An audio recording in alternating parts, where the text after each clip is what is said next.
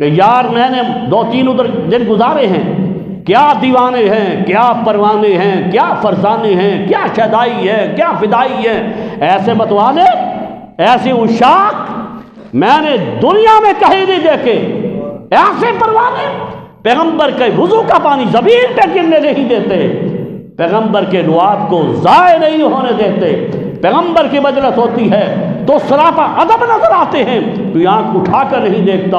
اس نے کہا کہ میں نے بڑے بڑے چودھری دیکھے ہیں، بڑے بڑے وڈیرے دیکھے ہیں، بڑے بڑے لیلاٹ دیکھے ہیں، میں نے بڑے بڑے بادشاہوں کی مجالس کو اٹینڈ کیا ہے، لیکن رب کعبہ کی قسم کھا کے کہتا ہوں بڑے بادشاہ دیکھے، شہنشاہ زمین دیکھے، محمد کی کچہری کے مگر جلوے نہیں دیکھے۔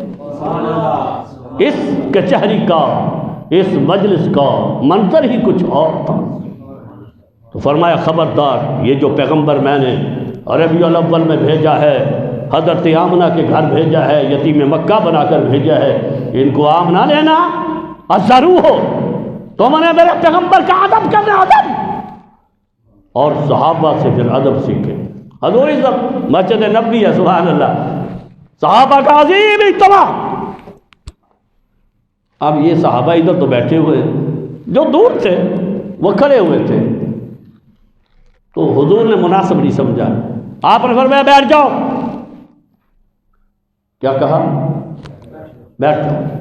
اب حضور کا حکم تھا جو سامنے کھڑے ہوئے تھے بیٹھ جاؤ، لیکن میرے پیغمبر جب، صحابہ کہتے ہیں جب حضور گفتگو فرمایا کرتے تھے آپ کی آواز بلند ہوتی تھی، اے صوفیانہ دادری ہڑی ہڑی مجاہدانہ، جیسے ایک سپہ سالار اپنی فوج کو حکم دے رہا ہے۔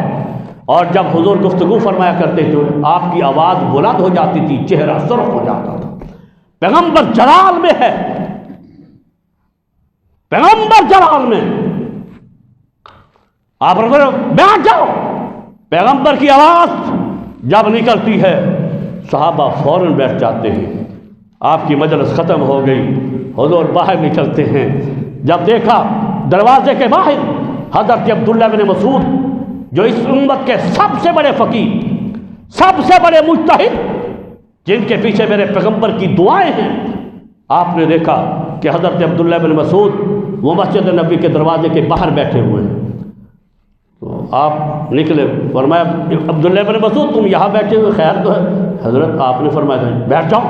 اور میں نے تمہیں نہیں کہا تھا، میں نے تو جو سامنے کھڑے تھے ان کو کہا تھا بیٹھ جاؤ، آپ کو تو نہیں کیا لگا؟ حضرت نہیں، میں جب یہاں پہنچا آپ کی آواز میرے کانوں میں آئی بیٹھ جاؤ، میں نے ایک قدم آگے بڑھانا یہ ادب کے منافی سمجھا کہ میرے پیغمبر کا حکم ہو، ابن مسعود ایک قدم آگے چلے، یہ ہو ہی نہیں سکتا۔ میرے پیغمبر نے فرمایا کھڑے ہو جاؤ، صحابی کھڑے ہو گئے۔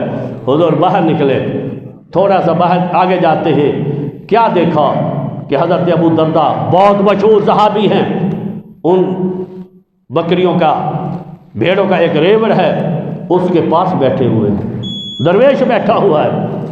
تو آپ نے فرمایا ابو درداء خیر ہے، کیسے بیٹھے ہوئے ہو؟ حضرت میں یہاں گزر رہا تھا جانوروں کو لے کر، آپ کی آواز میرے کانوں میں پہنچی، آپ نے فرمایا بیٹھ جاؤ، تو میں بیٹھ گیا۔ فرمایا کہ یہ آواز آپ کے لیے نہیں تھی، تو وہ تو مسجد نبی میں جو سامنے کھڑے تھے، میں محمد نے ان کو کہا تھا بیٹھ جاؤ۔ اس نے کہا حضرت یہ کیسے ہو سکتا ہے کہ آپ کی نبوت و رسالت بھری آواز میرے کانوں میں پہنچے؟ آپ فرمایا بیٹھ جاؤ اور میں کھڑا رہوں یا آگے چلا جاؤں؟ تو فرمایا کہ یہ بات تو صحیح ہے، لیکن بھیڑوں کے اندر، بکریوں کے اندر یہاں میں کیا دیکھتا ہوں؟ پیشاب بھی نظر آتا ہے، میگڑیاں نظر آتی ہے، یہ تو بیٹھنے کی جگہ ہے۔ اس دردمند صحابی رسول نے عجیب و غریب بات کہی، اس نے کہا حضرت کیا پوچھتے ہو؟ کیا پوچھتے ہو دردمندوں سے کہاں بیٹھ گئے؟ کیا پوچھتے ہو دردمندوں سے کہاں بیٹھ گئے؟ غنیمت ہے تیری محفل میں جہاں بیٹھ گئے۔